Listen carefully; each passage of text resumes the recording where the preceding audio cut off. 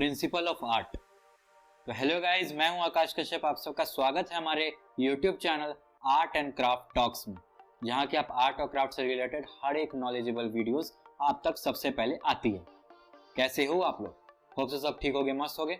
तो गाइस, आज की इस वीडियो से हम लोग चालू करने वाले हैं प्रिंसिपल ऑफ आर्ट, यानी कि one of the most important topics in the art field. तो वो हम लोग चालू करने वाले हैं। सबसे पहले हम लोग ये बताते हैं कि प्रिंसिपल ऑफ आर्ट होता क्या है।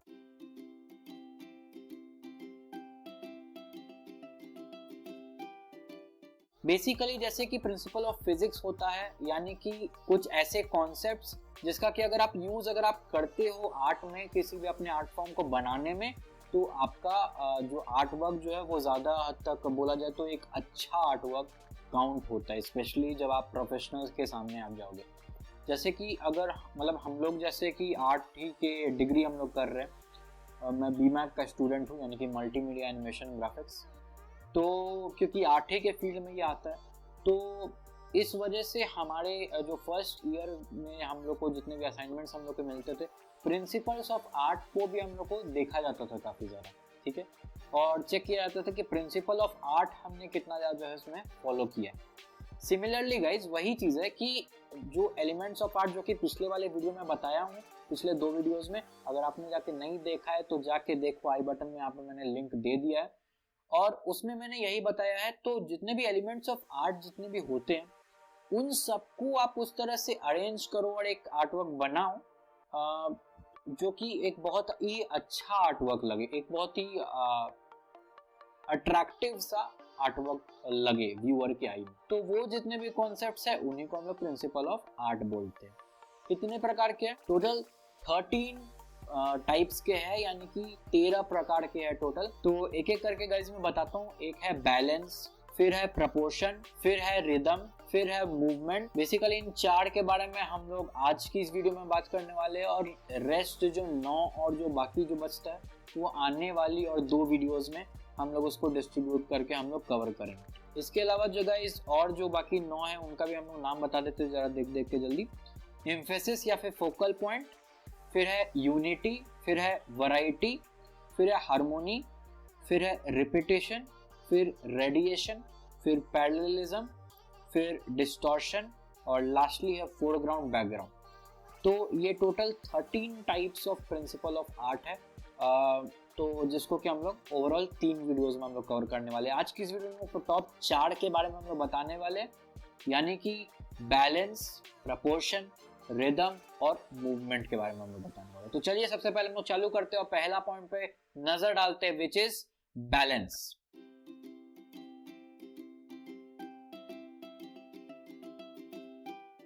बेसिकली गाइस नाम ही से पता चल रहा है, यानी कि एक आर्टवर्क को बैलेंस्ड अगर आप दिखा सकते हो तो वही ये प्रिंसिपल ऑफ आर्ट जो है वो आप पार कर लोगे। नाउ मैं थोड़ा आऊं अगर सबसे पहले कि क्या होता है, तो वो हर एक चीज जो है साइकोलॉजिकली है, यानी कि आपके माइंड के ऊपर। तो व्यूअर के माइंड में अगर आप एक इक्विलिब्रियम अगर आप मेंटेन करवा दिए, यानी कि अगर आप अच्छे से जो एलिमेंट्स ऑफ आर्ट की मदद से आप अगर एक सीन को जो है बैलेंस्ड फील करा रहे हो, यानी कि साइकोलॉजिकली हम लोग अपने एलिमेंट्स ऑफ आर्ट को ऐसे ऐसे जगह पे प्लेस करते ताकि जो व्यूअर जो कि व्यूअर देखे हमारा आर्टवर्क, उसकी आंखों में वो एक प्लीजिंग एक्सपीरियंस हो। नाउ मतलब ये एक है, मैं आपको एग्जांपल देके भी सारे के सारे प्रिंसिपल्स आपको समझाने वाला हूँ, तो कोई आपको प्रॉब्लम वाली बात नहीं है, बिल्कुल टेंशन फ्री हो और अच्छे से एक एक कॉन्सेप्ट को समझो। अब गाइस सबसे पहला जो डिस्ट्रीब्यूशन जो है बैलेंस का, वो होता है कि सिमेट्रिक और एसिमेट्रिक। नाम ही से पता चल रहा है, सिमेट्रिकल बैलेंस का मतलब सिंपली यही हो जाता है कि जो है आपस में एकदम सिमेट्रिकल लगे, फॉर्मल लगे, और जितने भी एलिमेंट्स ऑफ आर्ट है वो सिमेट्रिकली अरेंजमेंट हो उनका, तो उसको हम लोग सिमेट्रिकल बैलेंस बोलते हैं। एसिमेट्रिकल ऑब्वियसली हम लोग जो है इनफॉर्मल, बेसिकली इनफॉर्मल बैलेंस भी आप बोल सकते हो, विच इज वहां पे सिमेट्रिकल बैलेंस नहीं होता है जितने भी एलिमेंट्स ऑफ आर्ट है उनके बीच, ठीक है। अब अगर जो है आपका एग्जाम्पल अगर आप डिस्कस करो, सिमेट्रिकल में है लास्ट सपर जो कि हो गया, या फिर मोनालिसा का जो पेंटिंग हो गया, ये सब जो है वो सिमेट्रिकल लगता है, यानी कि अगर आप एक फोटो को डिवाइड करो हाफ पे, तो एक साइड और दूसरे साइड को अगर आप देखो तो आपको ऐसा बिल्कुल भी नहीं लगेगा कि किसी भी तरह से बैलेंस कर दिया गया, नहीं, ये बहुत हद तक सिमेट्रिकल रहता है। आप मोनालिसा को उठा लो, यहाँ पे मैंने लगा दिया, इसके अलावा लास्ट सफर जो मैं बता रहा हूँ उसको आप उठा लो, ये दोनों के दोनों by the way Leonardo da Vinci के द्वारा बनाए गए उनके पेंटिंग्स हैं, और इन दोनों में सिमेट्रिकल बैलेंस दिखाया गया। आपको बहुत इजीली आपको पता चल जाएगा कि किस तरह से सिमेट्रिकल बैलेंस है। वहीं एसिमेट्रिकल बैलेंस में अगर मैं आऊं तो ये ज्यादा डायनेमिक होता है, यानी कि अगर आपको व्यूअर का अटेंशन रखना है तो वो ज्यादा बेटर होता है। एसिमेट्रिकल बैलेंस ज्यादा बेटर होता है अगर आपको व्यूअर का अटेंशन जो चाहिए टुवर्ड्स ए पर्टिकुलर मैसेज। आपने मान लो विजुअल एक आपने मैसेज आपने दिया हुआ है, ठीक है, ठीक है, अब आपको वो चीज कन्वे करना है, तो that is done with the help of asymmetrical balance, क्योंकि वो ज्यादा अच्छा होता है, व्यूअर के आई में ज्यादा डायनेमिक फील होता है, ऐसा नहीं लगता है कि कुछ रिपीट हो रहा है, ठीक है। एक्जैक्टली रिपीट आप नहीं बोलोगे, लेकिन हाँ सिमेट्रिकल का मतलब आप जान सकते हो, एसिमेट्रिकल का मतलब आप जानते हो। तो वही चीज है। एग्जांपल जैसे एसिमेट्रिकल का अगर मैं दूं कुछ, अगर आपको बताऊं, तो वो है द स्टेयरी नाइट, जो कि मतलब कि पेंटिंग था बाय विंसेंट वैन गॉग, और उसके अलावा कॉम्पोजिशन 8 जो कि कैंडिंस्की के द्वारा बनाया गया था। तो ये दो जो है वो एसिमेट्रिकल बैलेंस के एग्जांपल है। ना ये था गाइस पहले जो है पहला बैलेंस का जो है पहला क्लासिफिकेशन, सिमेट्रिकल और एसिमेट्रिकल। अब इसके बाद और एक नीचे लेवल पे अगर उतरेंगे तो ये और 3 टाइप्स के होते हैं, horizontal balance, vertical balance and radial balance. Horizontal balance simply horizontally कोई भी एक्सिस पे हो वहां पे अगर वो बैलेंस अगर मेंटेन हो रहा है, यानी कि अगर आप डिवाइडेड बाय 2 अगर करो, इस साइड ऑलमोस्ट सेम लगे, वो जो है बैलेंस लगे, ठीक है। वर्टिकल का मतलब कि आपने इस प्लेन में आपने रखा है अपने ऑब्जेक्ट्स को, ठीक है, और यहाँ पर आपने जो है डिवाइड किया तो आपस में जो है वो बैलेंस लगे, ठीक है। मैंने यहाँ पे विजुअली भी आपको बताने की पूरी कोशिश की है। इसके अलावा गाइस रेडियल बैलेंस में ऑब्वियस सी बात है, नाम ही से पता चल रहा है, यानी कि सर्कुलर वो रहेगा रेडियली, यानी कि रेडियस के थ्रू, ठीक है। तो सर्कुलर वे में रहेगा आपका पूरा डिजाइन, और उसमें मतलब कि जो है एक बैलेंस मेंटेन रहेगा, दैट इज रेडियल बैलेंस। तो यही है गाइस बेसिकली जिसमें कि आप बैलेंस को आप स्पेसिफाई कर सकते हो, बहुत ज़्यादा इंपॉर्टेंट है और बेसिक प्रिंसिपल ऑफ आर्ट है। चलते हैं हम लोग अपने दूसरे प्रिंसिपल ऑफ आर्ट के तरफ, विच इज प्रपोर्शन।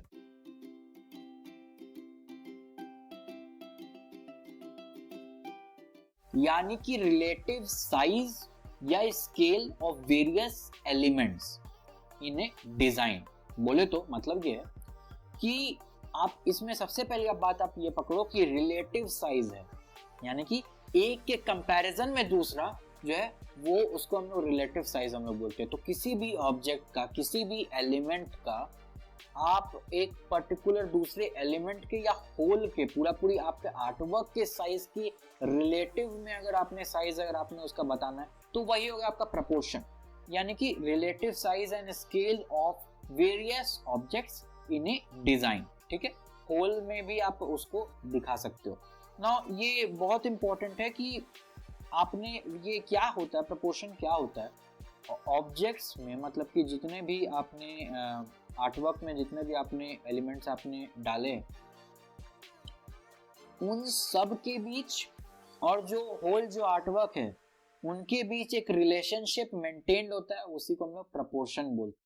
मतलब वो एलिमेंट पूरी आर्टवर्क के जो साइज जो है उसके रिलेटिव में वो एलिमेंट कितना जगह जो है वो ले रहा है, that is nothing but proportion. Now इसमें जो सबसे अच्छा समझने का जो तरीका जो है, आई नो प्रपोर्शन थोड़ा कंफ्यूजिंग हो सकता है कई लोगों के लिए, लेकिन सबसे इजी जो टेक्निक जो है जिससे हम लोग इजीली हम लोग समझ सकते हैं वो है गोल्डन रेशियो का। और मैथमेटिकली इसका जो वैल्यू जो होता है वो होता है 1:1.62। सो मैथमेटिकली ये होता है। बाकी हम लोग इसको डिटेल में आपको समझाएंगे, एक शॉर्ट वीडियो आ जाएगी इस वीक या अगले वीक, तो इसमें हम लोग गोल्डन रेशियो के बारे में डिटेल में आपको बताया है। अब गाइस प्रपोर्शन के साथ मैनिपुलेशन भी होता है एक आर्टवर्क में बेसिकली। फॉर एग्जांपल जैसे कि आपने एक रूम बनाया और उसी साइज का आपने एक एप्पल बना दिया और उस रूम के अंदर आपने उस एप्पल को डाल दिया, तो वो हो गया मैनिपुलेशन ऑफ प्रपोर्शन। तो हर एक बार आर्टवर्क जो है आपका एकदम रियलिस्टिक बनाना वो जरूरी नहीं है। वैसे ही हो गया कि मान लो कि आपका एक कैरेक्टर है या आपका एक आपने एक पोर्ट्रेट आपने बनाया, तो उसमें आपने जो है इंसानी शरीर जो है वो छोटा रखा और माथा जो है वो काफी ज्यादा बड़ा कर दिया। ये कार्टून्स में होता है, एनिमेशन में काफी ज्यादा फेमस है ये टेक्निक, ठीक है। तो ये भी जो होता है वो भी एक हो गया हमारा मैनिपुलेशन ऑफ प्रपोर्शन में, ठीक है। तो यही था हमारा दूसरा यानी कि सेकंड प्रिंसिपल ऑफ आर्ट। अब हम लोग चलते हैं अपने तीसरे प्रिंसिपल ऑफ आर्ट की तरफ।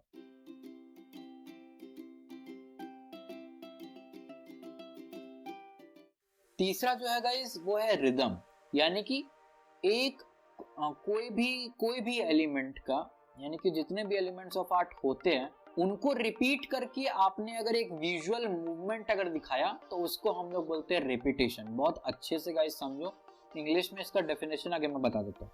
Repetition of visual movements of any elements, यानी कि कलर हो गया, लाइन हो गया, शेप हो गया, वैल्यूज हो गया, फॉर्म्स हो गए और उसके अलावा टेक्सचर्स हो गए, ये सारे के सारे जितने भी एलिमेंट्स ऑफ आर्ट हैं उनके रिपीटेशन से अगर हम लोग को एक विजुअल मूवमेंट हमने दिखाया तो उसको हम लोग रिदम बोलते हैं, ठीक है। आपने बहुत बार सुना होगा कि ये एक रिदम में एक सॉन्ग है या एक आर्ट है, वो एक रिदम में बना हुआ है। बोलने का मतलब यही है कि एलिमेंट्स ऑफ आर्ट जो है वो एक विजुअल मूवमेंट दिखा रहे हैं और उनको रिपीट किया जा रहा है to show that visual movement, उसको हम लोग बोलते हैं रिदम।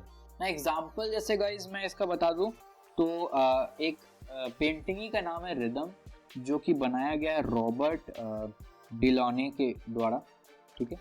और दूसरा एक और है एग्जांपल, वो है द ग्रे ट्री बाय पिएट मोंड्रियन। तो इन दोनों के द्वारा बेसिकली बनाया गया ना। आने वाले गाइस एक और प्रिंसिपल ऑफ आर्ट जो है वो है वैरायटी, और इस वैरायटी के हेल्प से रिदम जो है वो और ज्यादा इंटरेस्टिंग हो जाता है, वरना बहुत ज्यादा बोरिंग हो जाता है, बहुत ज्यादा होता है ना कि बहुत ज्यादा मोनोटोनी हो जाता है, यानी कि एकदम सिंपल एकदम सेम टू सेम चीज अगर रिपीट हो जाए। लेकिन वैरायटी अगर हो, आप समझोगे बाद में चल के नेक्स्ट ही वीडियो में आई थिंक वो कवर होगा वैरायटी, तो इसमें आप समझोगे कि किस तरह से वो वैरायटी का यूज करके कोई भी एक आर्टवर्क को आप अच्छा बना सकते हो। तो उसके का हेल्प से, वैरायटी के हेल्प से रिदम और ज्यादा इंटरेस्टिंग हो जाता है। तो अब हम लोग अपने नेक्स्ट पॉइंट ही पे चलते हैं, जो चौथा हमारा प्रिंसिपल ऑफ आर्ट है। आज हम लोग लास्ट इसके बारे में बात करने वाले हैं, विच इज मूवमेंट।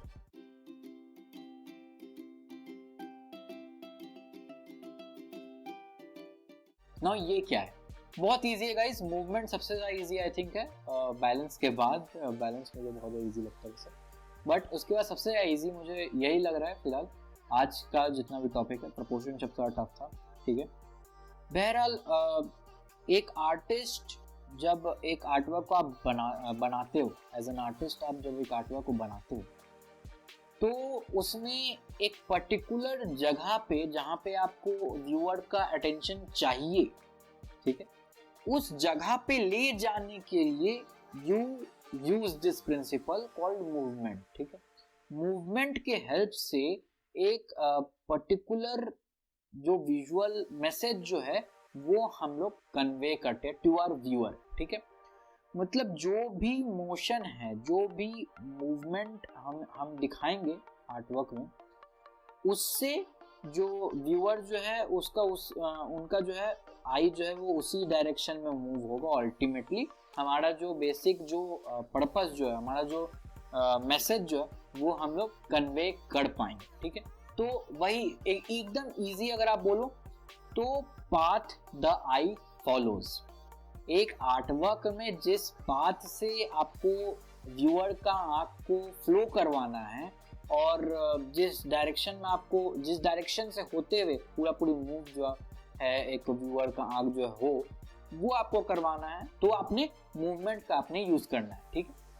एग्जाम्पल के तौर पे यही the starry night by Vincent van Gogh वो आप ले सकते हो और देख सकते हो इजीली। यहाँ पे इन्होंने इस तरह से मूवमेंट का यूज करके पर्टिकुलरली हमें तारों के थ्रू हमने हमारे आंख को जो है वो फ्लो करवाया, ठीक है, बेसिकली मूव करवाया, ठीक है।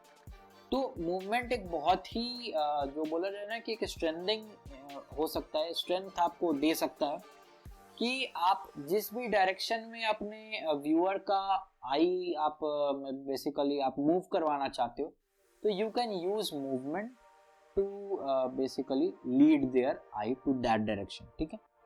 अब एग्जांपल और भी कुछ कुछ अगर आप देखोगे तो वो है जैसे रोटेटिंग स्नेक्स, ठीक है, इसके अलावा बैलेट प्रॉप। तो ये दो और एग्जांपल्स हैं, ये मैंने आपको दिखा दिया, ठीक है। एक और बात गाइस कि मूवमेंट के इन्फ्लुएंस है, मतलब बहुत बार ये हम लोग को लगता है कि एक तरह से इल्यूजन होता है ऑफ मूवमेंट, ठीक है। मतलब आर्टवर्क आपने बनाया है, जैसे एग्जांपल के तौर पे यही जो रोटेटिंग स्नेक्स का हमने एग्जांपल हमने दिया है, आप क्लियरली अगर आप देखोगे तो आपको ऐसा लगेगा कि एक इल्यूजन ऑफ मूवमेंट हो रहा है ऑलरेडी, ठीक है। तो वही एक और फायदा हो जाता है कि आपका आर्टवर्क जो है वो और थोड़ा सा 3D लगने लगता है, ठीक है। और उसके अलावा एक इल्यूजन आपको क्रिएट होता है व्यूअर के माइंड में, तो इसलिए ये बहुत ज़्यादा अच्छा है। And this is the 4th principle of art.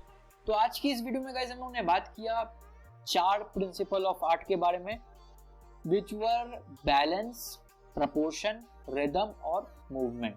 I hope कि गाइज आपको ये सब अच्छे से समझ में आया हो, नहीं समझ में आया हो कोई बात नहीं, प्रिंसिपल ऑफ आर्ट का हमने पूरी PDF जो है बनाया हुआ है, आप जाओ नीचे लिंक जो है दिया हुआ है, आप जाओ वहाँ पे जाके क्लिक करो, आप ईमेल आईडी अपना डालो और आपकी ईमेल तक मैं आपको पिंग पोंग करूंगा और आपके PDF आपको सौंप के आ जाऊंगा। गाइज इस वीडियो के लिए सिर्फ और सिर्फ इतना ही, होप सब पसंद आया हो। और प्लीज गाइज प्लीज इस सीरीज को सपोर्ट करो, क्योंकि principle of art, trust me on that, बहुत ज्यादा इंपॉर्टेंट चीज है, ठीक है।